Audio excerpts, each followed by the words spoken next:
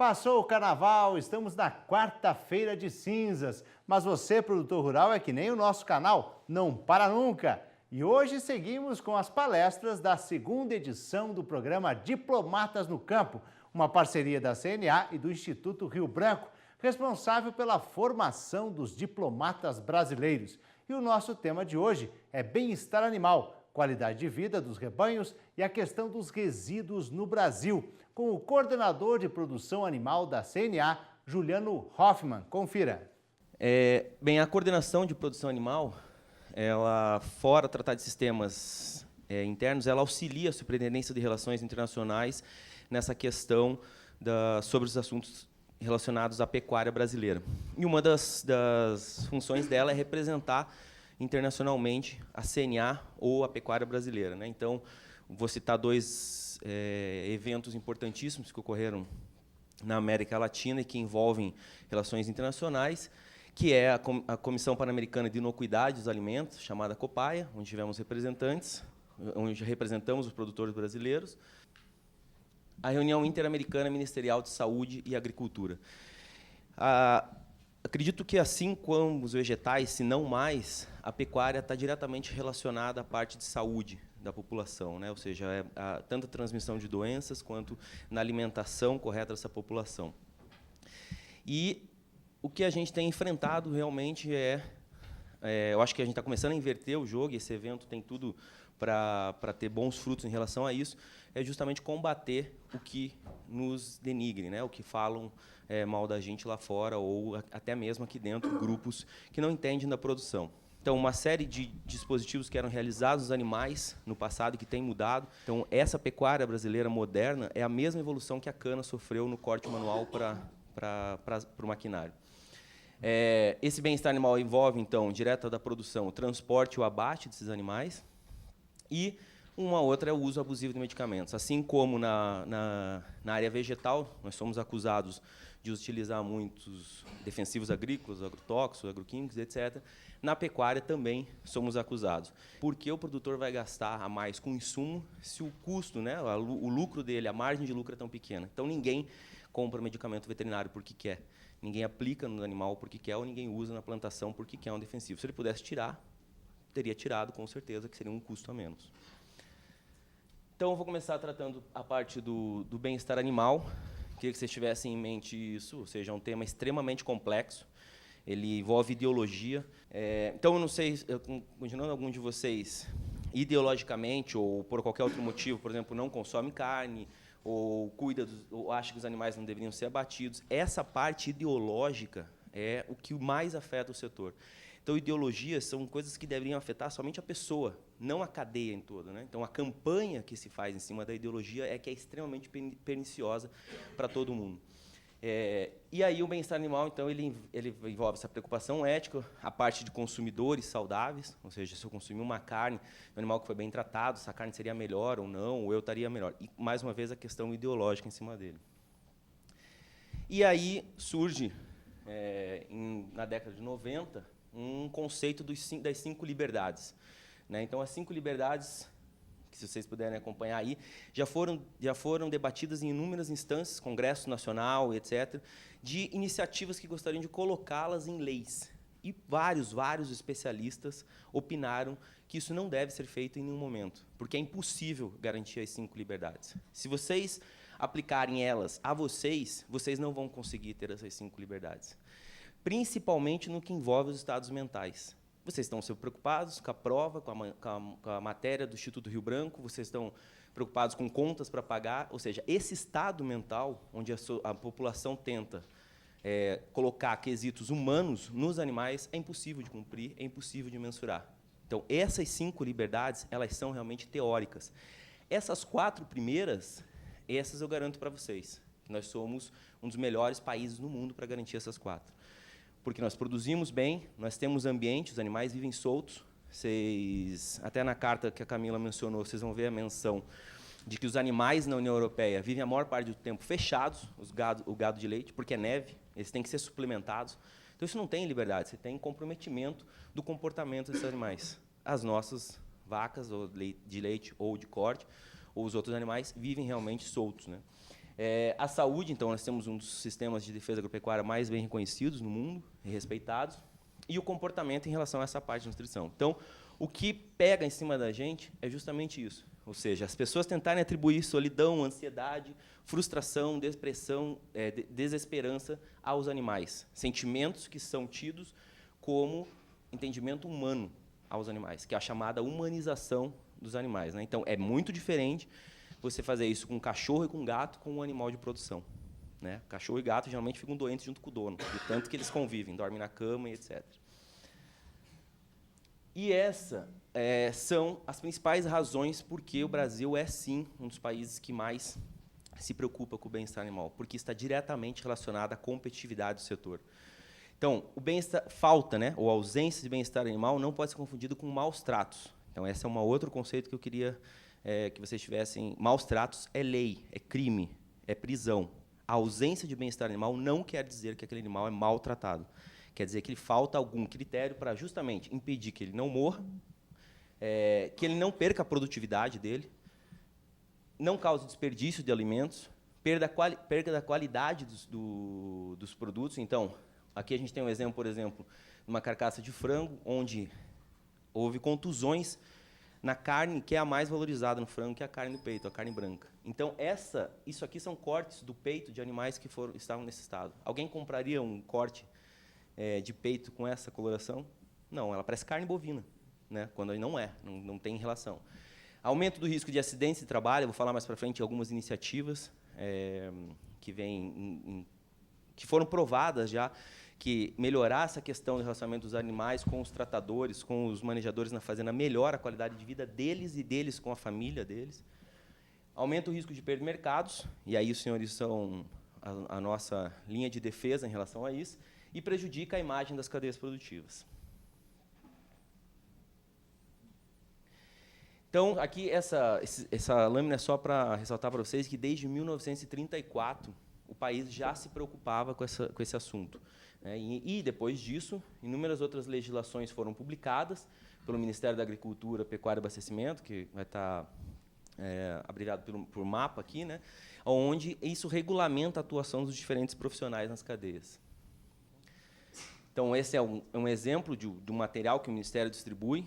Ele também é pressionado, né, claro, muito lá fora, porque ele é o órgão oficial, o órgão responsável por essa fiscalização, o órgão responsável por responder à Organização Mundial de Saúde Animal, que é a OIE, que é a que regulamenta essa parte de bem-estar animal. Então, o que vocês têm que levar é bem-estar animal. O Brasil se importa, sim, com esse tema.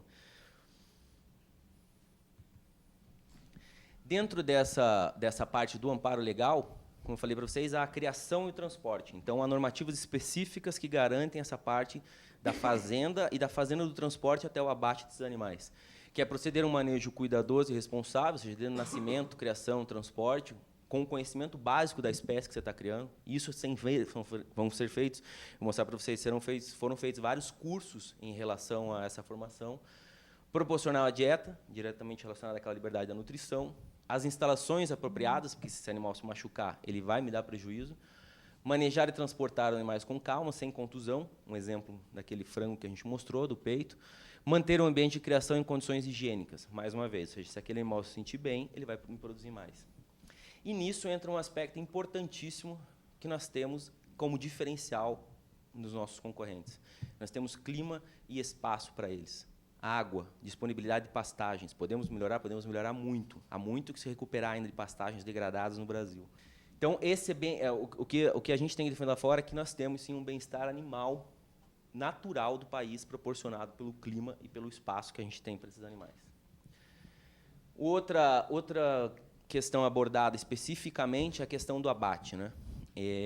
Então, o momento do abate dos animais, ou seja, levá-los até o frigorífico, até o lugar onde será realizado o processamento e aproveitamento produtivo dele, que ele demorou toda a vida para expressar, é extremamente fiscalizado.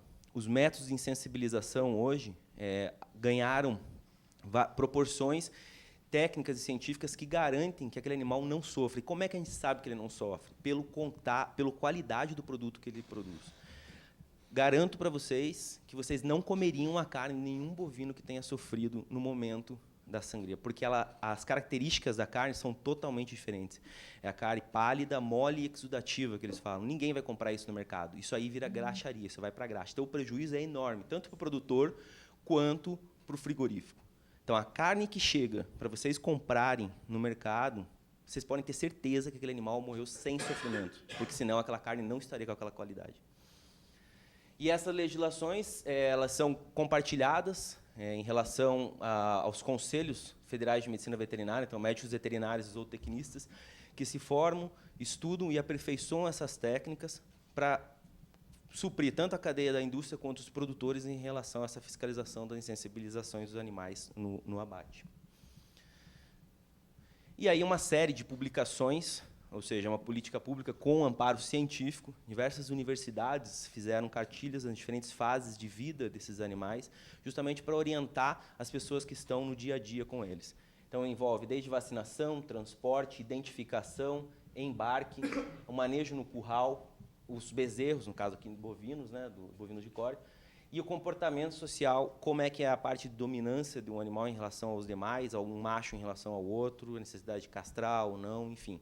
São documentos que estão à disposição nesse site, no grupo de estudos e pesquisa da Unesp, de Jabuticabal, uma das referências. E, em relação à parte dos bovinos de leite, você tem cartilhas também na parte de ordenha, vacinação, bezerros, conforto dessas vacas. Por quê? Mais uma vez, o leite que vocês tomam não veio de um animal que estava doente ou que tem a inflamação da glândula mamária, que a gente chama de mastite. Por quê? Porque aquele leite é condenado. O leite que sai de uma vaca doente, uma inflamação no teto, é condenado. E isso aqui são práticas realmente de higiene.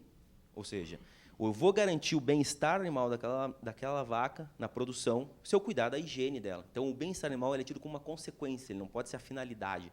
Ele é alvo de outras coisas, de outras medidas que eu adoto na minha propriedade.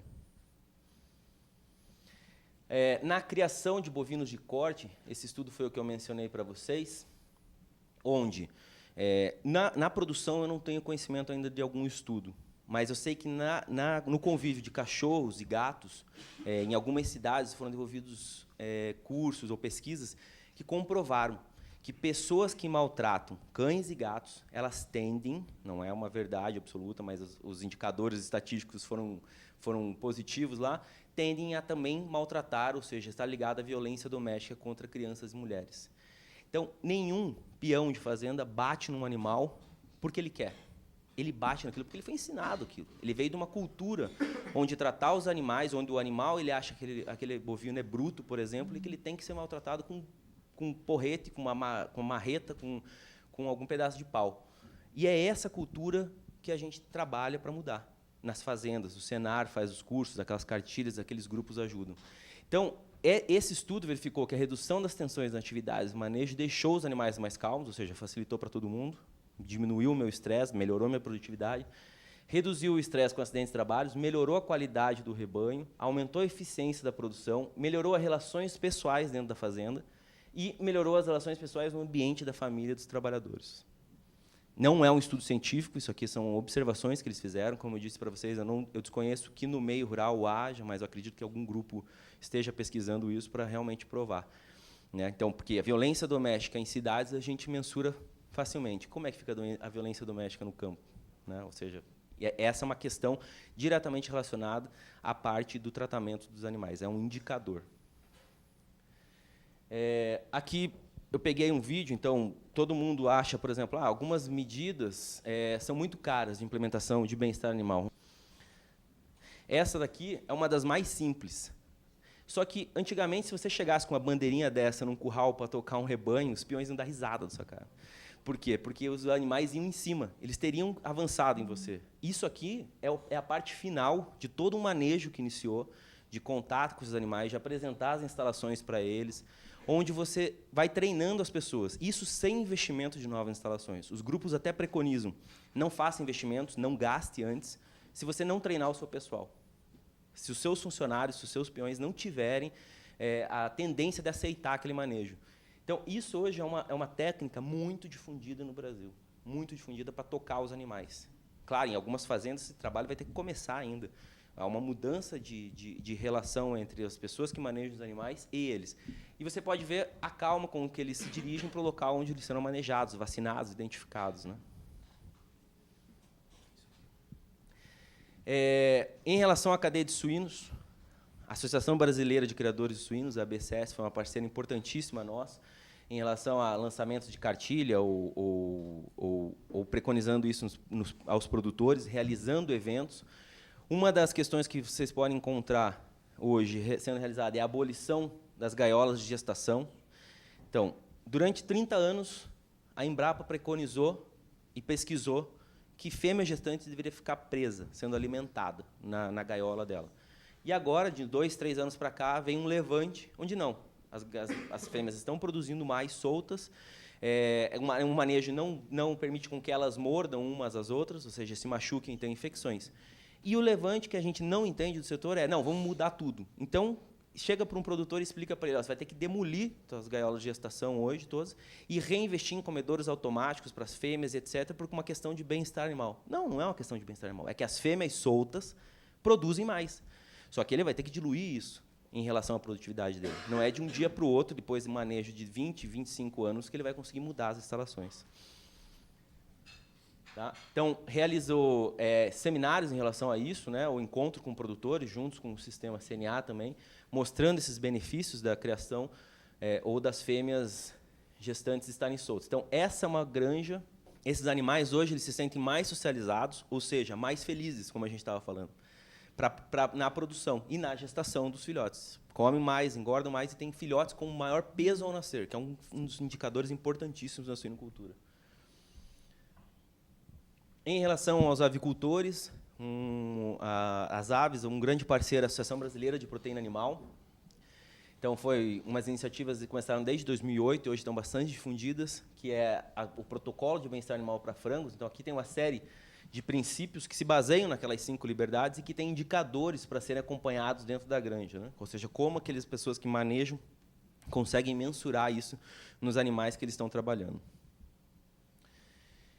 Dentro das aves de postura, então, frangos, galinhas que produzem ovos, a questão hoje é a de também criá-las soltas dentro dos ninhos. Então, há um levante também mundial em relação a você não ter mais as fêmeas poedeiras presas nas gaiolas colocando os ovos. Permitir com que elas se socializem, né, umas com as outras e se dirijam ao ninho quando tiverem a vontade de colocar os ovos ou tiverem dispostas a colocar os ovos. Essa é uma técnica também que o setor apoia. Então, o Brasil é parceiro nessas iniciativas. A única coisa é que não dá para fazer em 2, 3 anos, 4, 5 anos, como eles querem. Então, vocês vão ver algumas iniciativas. Burger King, McDonald's proíbe ovos de galinhas presas. E aí, eu vou comprar da onde? Se 90% do setor, os principais produtores, produzem hoje galinha presa. Então, esse tipo de iniciativa ela força o setor a uma mudança onde a gente é acusado de estar produzindo ovos de galinhas presas, quando não é verdade. Foi preconizado ao setor que produzisse assim durante muitos anos. Essas são algumas ações nessa mudança de paradigma, nessa mudança, nessa educação, reeducação, tanto das pessoas de manejo quanto dos produtores. E, nesse assunto, que esses últimos slides dessa parte do bem-estar animal, que eu gostaria que vocês levassem qual que é a visão do setor produtivo? Os consumidores, cada vez mais, estão preocupados com o bem-estar animal, dos animais de produção. E, sim, o setor produtivo tem demandado um número cada vez maior de regulamentações que melhorem a vida desses animais. O produtor rural precisa do quê? Prazo e também financiamento para conseguir mudar essas recomendações que eram adotadas há muitos anos.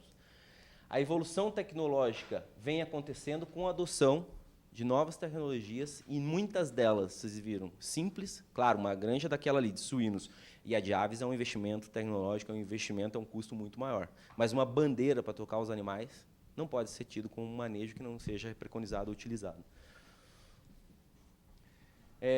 O bem-estar animal é individual, ou seja, não é algo que a gente vai proporcionar ao animal. Ele está intrínseco ao que aquele animal tem de entendimento do setor, do relação onde ele está, com os animais que estão lá, critérios de dominância, etc. A ausência de bem-estar animal não pode ser confundido com crueldade, então isso eu falei para vocês. A humanização deve ser evitada, justamente para a gente tentar atrelar, esse animal está depressivo, esse animal está frustrado, esse animal está... Se a gente fizer aqui, como eu falei, nenhum de nós tem aqueles 5 liberdades. Nenhum ser humano tem. Ainda faltam pesquisas científicas que atendam essa viabilidade.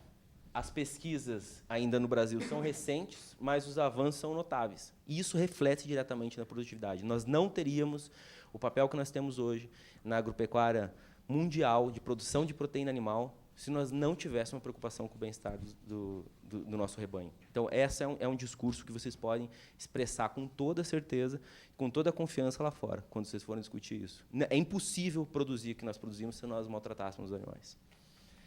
Generalização de casos pontuais, então, vocês devem ter acompanhado, caminhão tomba no rodoanel, derruba os suínos, ou vídeo, um peão arrastando um bezerro dentro da mangueira ou do curral lá de manejo da fazenda. Esses casos ganham uma mídia absurda. Por quê? Porque as pessoas se identificam isso, é uma questão ideológica, onde nós não devemos mais aprisionar animais para produzir alimento. E isso é totalmente errado. Ou seja, a gente vai voltar a caçar, então. Cada um vai pegar um arco e flecha e vai sair pegando as galinhas no meio do mato. Né? Porque essa tecnologia que nos levou a fazer isso é justamente o que garante a proteína animal a esse preço que a gente tem. E o que a gente precisava de vocês lá fora? É justamente isso. Ou seja, a União Europeia é uma dos blocos aí, dos atores mundiais que mais aponta o dedo nos outros. E é um dos que menos tem disponibilidade de clima e espaço para conferir bem-estar animal ao rebanho deles. Já tentou, por mais de uma vez, incluir bem-estar animal em regras da Organização Mundial do Comércio, alegando preocupação dos consumidores e impacto na produtividade, na competitividade da indústria deles, dizendo que eles não tinham competitividade porque lá eles têm muita preocupação com o bem-estar animal, por isso o produto deles é mais caro. E a gente gostaria dessa parte de vocês é justamente isso, ou seja, a OMC não pode, no momento, regulamentar o bem-estar animal, o comércio com base no bem-estar animal.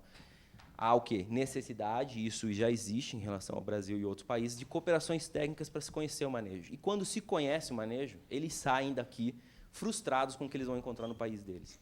Porque ninguém cria os animais do jeito e tem essa disponibilidade de espaço, por exemplo, de bovinos, para colocar os animais no sol e a um pasto de qualidade que a gente tem. Vamos falar um pouco sobre a questão dos resíduos no Brasil, que é um outro tema que nos apontam muito o dedo, né? Ou seja, o uso de hormônios, uso de medicamentos veterinários, embargos, etc. Então, o que são os resíduos? Resíduos são os vestígios, né, ou restos de substâncias que podem ser encontrados nos alimentos de origem animal, então carne, leite, ovos, mel e vegetal, e aqui antibióticos, pesticidas. Isso causa extremo prejuízo para a indústria, porque um leite condenado por resíduos ele leva todo o resto da indústria a ser desinfetada, a parar a produção, a fazer limpeza. Ele causa toxicidade, e a hipersensibilidade ou reações alérgicas das pessoas que consomem esse produto de origem animal.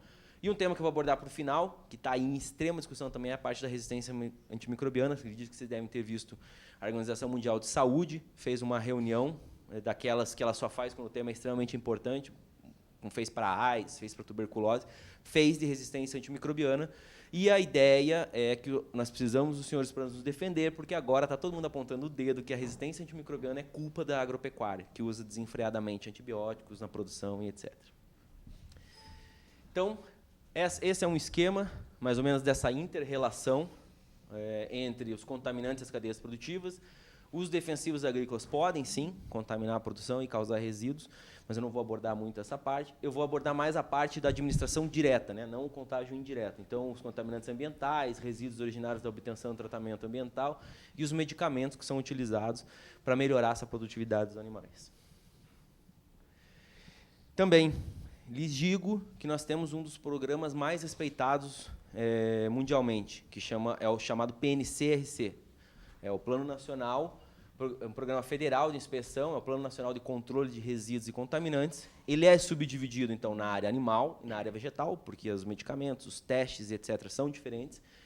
E é uma ferramenta de gerenciamento de risco, ou seja, ele é amostral. A não ser por denúncias, etc., você coleta amostralmente essas amostras. E, para fazer essa rede toda do PNCRC animal, são mais ou menos 3.500 estabelecimentos que são chamados de Serviço de Inspeção Federal. Vocês já viram esse símbolo? Conhecem? Então, na mesa de café da manhã de vocês, Quando vocês estiverem lá, procurem qualquer produto de origem animal, mel, seja manteiga, leite, iogurte, queijo. Vocês vão encontrar esse ou outros das inspeções estaduais ou municipais, mas é o selo que garante esse produto no mercado, né, a venda, a inspeção do produto de origem animal.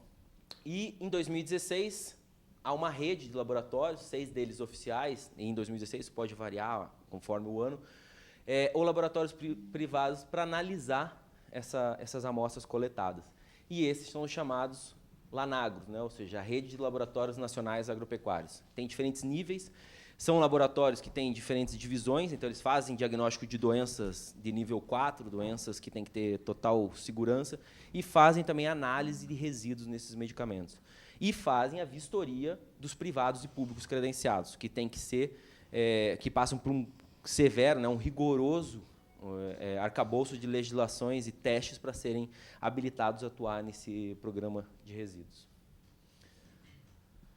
Essa é uma proporção, mais ou menos, ou seja, tem aumentado o número de amostras de 2012 para 2016 das amostras realizadas pelos próprios laboratórios, justamente pelo incremento de técnicas mais caras, às vezes não compensa para esse laboratório credenciado implementar, e pela vigilância realizada, ou seja, os testes que os laboratórios nacionais fazem, os credenciados que não dão conformidade, eles são descredenciados. Então, hoje, mais ou menos 86% em 2016 das amostras coletadas por todos aqueles, e a gente vai ver o quantitativo mais para frente, foram realizadas em laboratórios oficiais. Então, não há qualquer tipo de conflito de interesse em relação a isso, né? Ou seja, a indústria patrocinando laboratório, isso também é uma outra coisa. Ah, dá para confiar, dá para confiar. Eu lhes digo que dá para confiar e muito nesses testes que são realizados, porque eles são, inclusive, acreditados internacionalmente para se tornar um laboratório oficial. E quais são os critérios? Então, eu tenho um mundo de medicamentos ou de princípios ativos. Como é que eu vou mensurar isso? Primeiro, eu tenho que saber se aquele medicamento deixa ou não resíduo. Porque se ele for um medicamento que não deixa resíduo, eu não tenho como mensurar ele. Ele não pode entrar no programa e eu tenho que partir para um outro critério, que seria bani-los ou proibi-los. O potencial de toxicidade, o quanto ele chega na carne, no leite, no mel, nos ovos, nos peixes, e pode levar isso a prejudicar o consumidor. Potencial exposição da população, aspectos farmacológicos, compromisso na harmonização de blocos comerciais e possam contribuir para a barreira das exportações. Então, isso também é muito importante para os senhores. Se a União Europeia começa a fazer, ela começa a exigir dos outros. Isso é um critério muito difícil de discutir mundialmente. Há organismos, como eu vou mostrar mais para frente, que fazem essa conciliação entre os países, mas, geralmente, é um critério comercial bilateral. Se eu começo a fazer, eu não aceito mais e você tem que mensurar, porque se eu detectar aqui, eu suspendo a compra do seu produto. Então, é um tema muito sensível nas relações comerciais. E aí, se aquele medicamento deixa ou não resíduo e não tem teste, por exemplo, para eu detectar ele, ou ainda, como eu falei para vocês, na resistência antimicrobiana, ele é tido como um medicamento extremamente essencial para o ser humano, é um antibiótico e etc., eu tenho que retirar ele do uso animal. E aí vem uma outra questão, que os senhores podem defender nosso, é que o Brasil tem uma das listas mais extensas de proibição no uso da pecuária. E essas são todas. Ou seja, desde 98, progressivamente, e aqui a gente tem uma série de medicamentos nessa única instrução normativa, né, que é a IN, que foram proibidos no uso na pecuária. Então, esses estão banidos. O último agora foi o sulfato de colistina, foi em novembro, se eu não me engano, de 2016. Justamente por quê? Porque a OMS declarou que colistina é um antibiótico, um antimicrobiano importantíssimo para a saúde humana. E isso causou já uma série de normativas nos outros países proibindo o uso. O que o Brasil teve que fazer? Proibir também. Então, aqui, como eu disse para vocês, os hormônios alimentares, por exemplo, em aves, é proibido desde 2004. Não que ele fosse usado antes, mas se eu não tivesse essa instrução, esse marco legal, eu não consigo provar que eles não são utilizados. Então, eles são proibidos. Anabolizantes em bovinos, também produzido desde 2011. Não que eles fossem utilizados, mas eu tenho que ter esse marco legal nessas relações comerciais. E aí, eu consigo mensurar se ele é detectável ou não, E aí, quanto que ele pode estar presente e acima de quanto que ele não pode estar presente. E isso é o chamado limite máximo de resíduo, que é o LMR, e os teores máximos de contaminantes. E aí, não estamos sozinhos no mundo. Isso daí é extremamente pesquisado em diversas universidades renomadas no Brasil e no exterior, que orbitam em cima do nosso programa nacional. Então, você tem o Códex Alimentar, você tem a legislação da União Europeia, você tem o USDA e você tem legislações específicas do Mercosul, que dizem, ó, esse aqui, acima desse nível, tem que ser jogado fora, esse nível acima desse nível tem que ser condenado, vamos abaixar esse, vamos subir aquele, conforme são detectados ou estudadas as moléculas. Então, essa é toda a normativa, ou seja, toda a parte legislativa internacional que define qual é o limite máximo de resíduo que eu posso ter naquele alimento. E específico para a espécie, específico para o alimento. Então, para aves poedeiras, para carne de frango, para mel, e assim por diante. E aí, fiz análise, detectei o resíduo. O Lanagro fez lá, coletou, fez a análise. O primeiro passo é qualificar. É permitido aquele resíduo? Está dentro daquelas normativas proibidas lá? Não, não é. Então, ele é ilegal, está tudo automaticamente condenado. É jogado fora, incinerado, queimado. Ele é permitido e está acima do limite máximo de resíduo, é chamado uma violação e também é condenado. Isso pode ser mais ou menos condenado conforme o destino do produto e conforme o produto. Agora, não. Eu tenho quantificado, ele está dentro do limite máximo de resíduo, ele é aceitável, está liberado. Esse é um esquema simples de como funciona a análise nos laboratórios. Aqui eu coloquei para vocês, não se preocupem, vai ter um slide para frente, é só para vocês terem uma ideia de como são publicados os resultados. Então, você tem uma espécie e categoria, ó, frangos de corte, classe de substâncias, então eu testei antimicrobiano, antiparasitário, beta-agonista, contaminantes inorgânicos, anticoccidianos, as substâncias que são testadas, a matriz onde foi testada, se foi no rim, no músculo, no fígado, na gordura, o número de amostras testadas, quantas amostras não deram conformes daquele número total. Então, no slide seguinte, vocês vão ter um resumo disso. Verifiquem a quantidade de percentual de amostras conformes. É muito alto, é muito alto. O que diz para nós é o seguinte, o setor não usa. Por quê? Primeiro, é proibido, ou se usa dentro dos limites, respeita um importantíssimo conceito que a gente vai ver mais para frente, que é o chamado período de carência.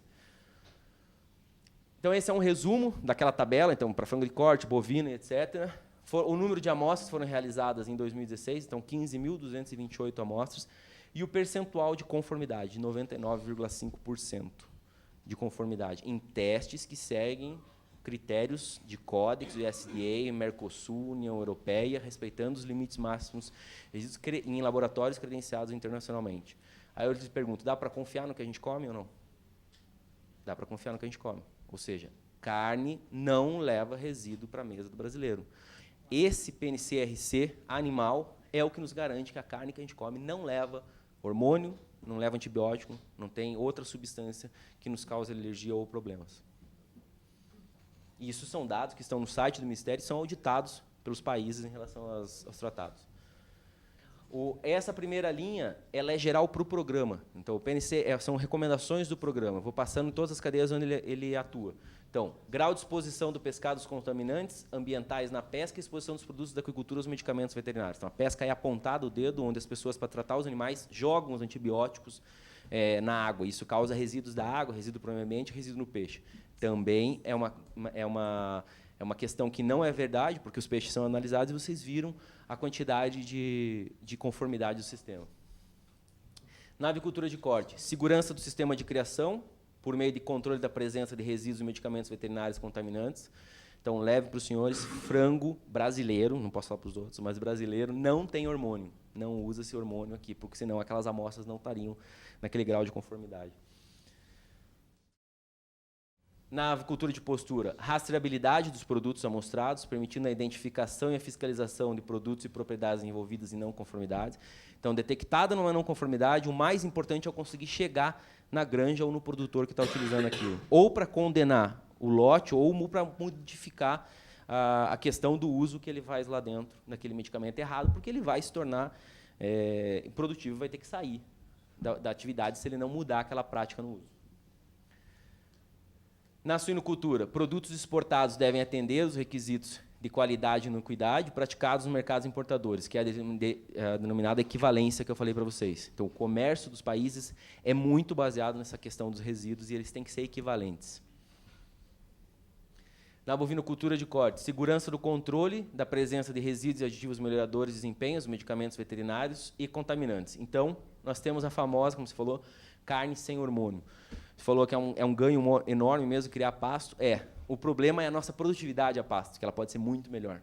Porque as pessoas acham que é largar o boi no campo, que ele vai dar carne boa ainda, sem eu fazer nada. Não, quando você teria que tratar, adubar, plantar de determinadas espécies, fazer rotativo daqueles pastos, não deixar eles em cima do mesmo lugar.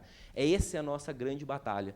Mas eu acredito e falo para os senhores que o Brasil não vai mudar o método dele de produção. Ele vai intensificar e melhorar uma característica que só nós temos, que é a carne a pasto, com alta produtividade. Claro, concentrado, os confinamentos no final da produção para acabar a carcaça, colocar gordura, melhorar a carne lá que vocês compram a picanha, aquele nível de gordura, isso vai continuar. Apesar de ser pouco hoje, pode melhorar. Mas você pode fazer uma parte entre suplementação de animais a pasto mesmo.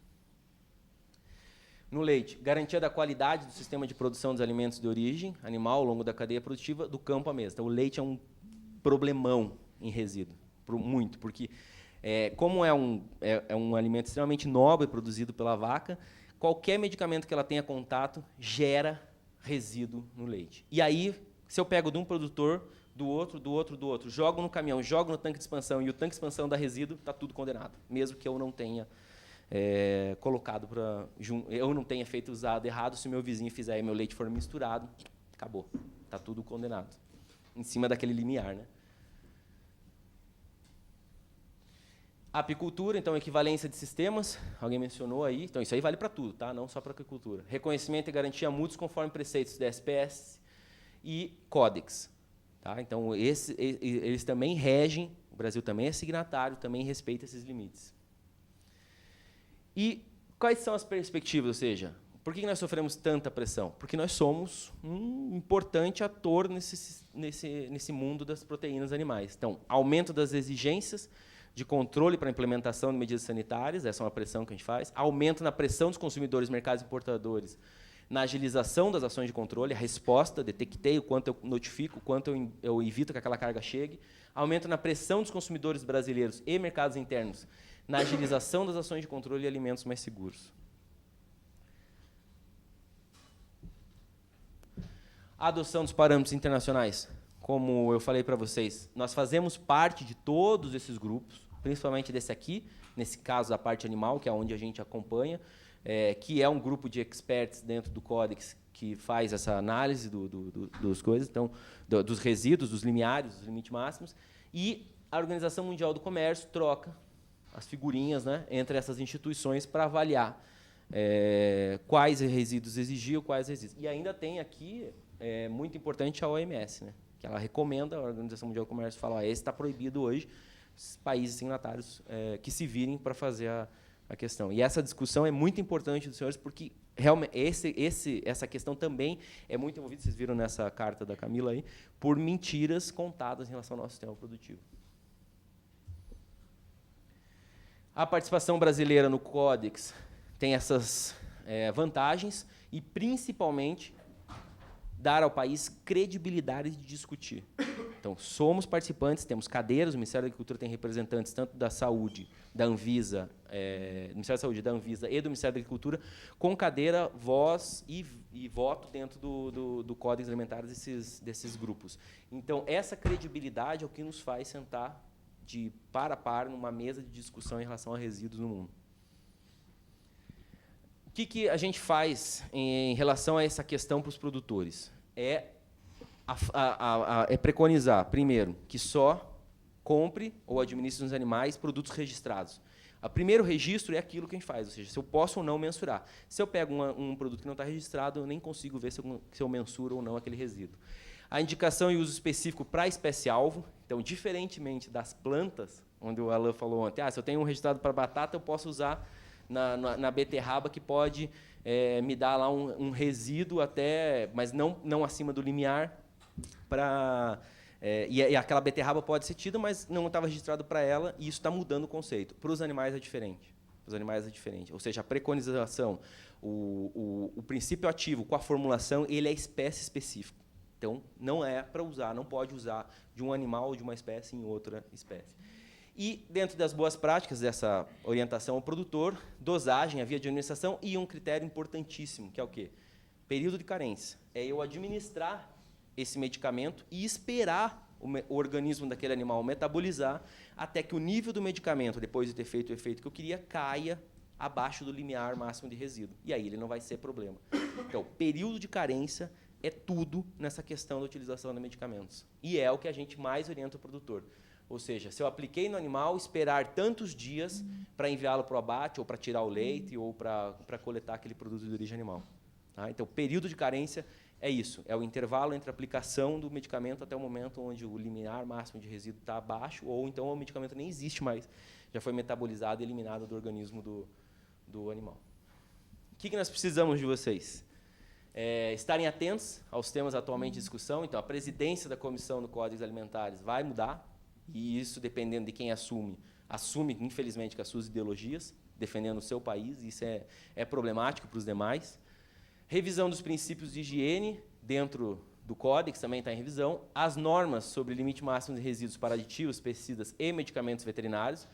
E aí o tema que eu queria destacar para vocês levarem, está relacionado ao resíduos, mas ele não é todo o resíduo pode estar relacionado a antiparasitários, etc., que é a resistência antimicrobiana, ou seja, a aplicação de antibiótico nos animais.